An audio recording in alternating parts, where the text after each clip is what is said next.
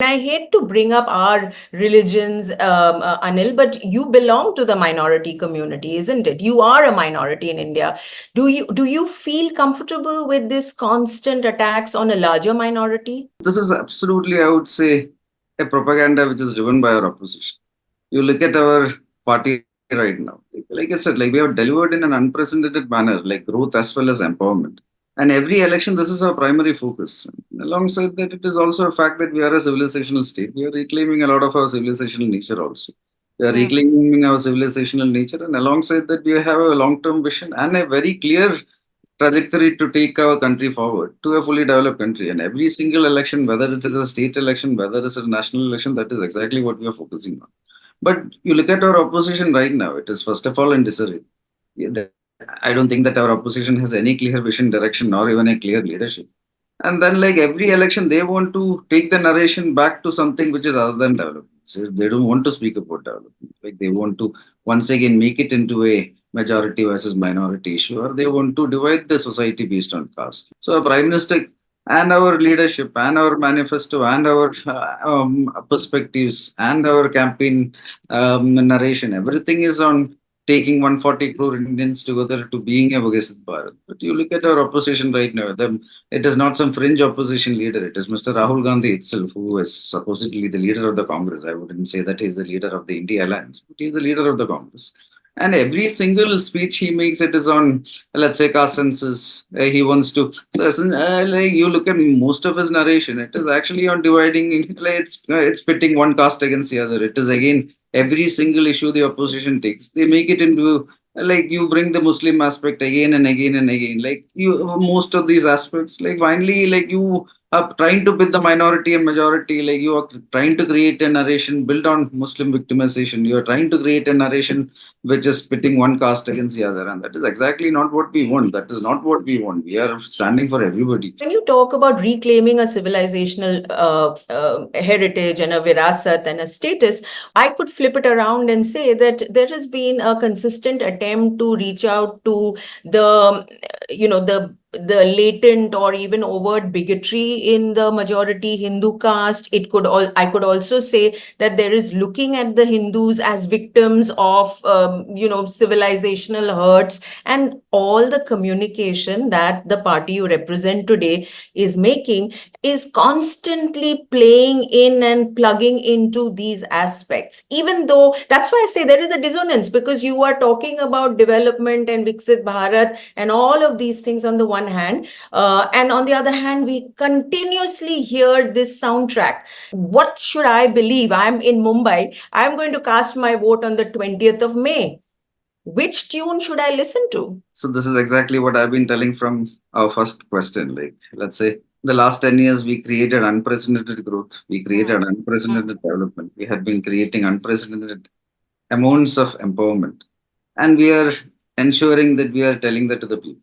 Alongside that, like I said, we are a civilizational state. We are one of the few civilizational states that exist across the world. And we are very proud that we are reclaiming a lot of that also while we are moving forward. When we are trying to do that, the opposition do not want to have a discussion regarding any other developmental work, because like finally you look at most of our opposition. They had been a part of the ruling governments for the first 60-65 years since our independence. But in the last 10 years, we have delivered much more than that. So this is not a conversation which our opposition want to even get involved into. Government What is the civilizational state? And we are one of the few civilizational states you just said. If a young person wants to understand this, how would you explain it to them? It's a long continuous civilization. We are a civilizational state. And there had been certain instances that happened in the last few centuries, maybe. Like there was a colonial period, there were certain periods where many of those were suppressed, and this was a country that had certain, like all civilizations have their ebbs and flows. We had certain down periods also, but now we are reclaiming ourselves as a main global power. We are as one of the major global powers, and this is where we are heading in. And let's say a few days back, there was one of the major advisors of the old Congress president who tried to tell that this is not what it is. Like we are like an artificial construct that was created, which was immediately after independence. A lot of the Western countries also, like they try to um, let's say subdue this civilizational aspect, because this is not something which many of them are not comfortable with, but it is finally a fact. What is the one key substantive benefit of this civilizational aspect to the current population? What would you say is the one thing I get from the country reclaiming, to use your words, its civilizational glory, heritage? See, whether it's an individual, whether it's an organization, whether it's a country, whatever it is, like finally, like having a large history and having a large, let's say, period of existence where most of the existence was of lot of very relevant glory. Where for the last 2000 years, you look at it, almost 1800 years, like we are one of the largest, one of the top two largest economic powers, one of the drivers of world affairs. And having that history definitely is something which every Indian should be proud of. And that is something which once again we are letting the people know. And it is not something which we are reinventing. It is something that already existed. And it is that continuum that we are taking forward. So you completely reject my interpretation when I hear speeches and advertising. When I look at some of the advertising, we all know the ads, digital ads that came out of BJP Karnataka. We have seen in Maharashtra, if you vote for do you want to vote for the BJP and development, or do you want to vote for Pakistan celebration? I mean, are you saying these are irrelevant? Because, I have a quote here from the Prime Minister's speech, no, not speech, from the Prime Minister's interview, where he says, "Humne apna," this was to Republic TV, he says, "Humne apna लक्ष्य लेकर आगे बढ़ना है मैंने with reference to Pakistan Hindustan को चलाना 10 साल से ताला लगा दिया है." Now that's a great statement, and I understand that. Yet when we see the advertising, we see some of the communication on the campaign trail, it's completely in contrast to what the Prime Minister said in the interview. There is an attempt to disproportionately amplify certain statements and again mitigate a lot of other things that is happening. Like, for example, like you look at our campaign narrations, our manifesto, what we stand for and what we are communicating to the people.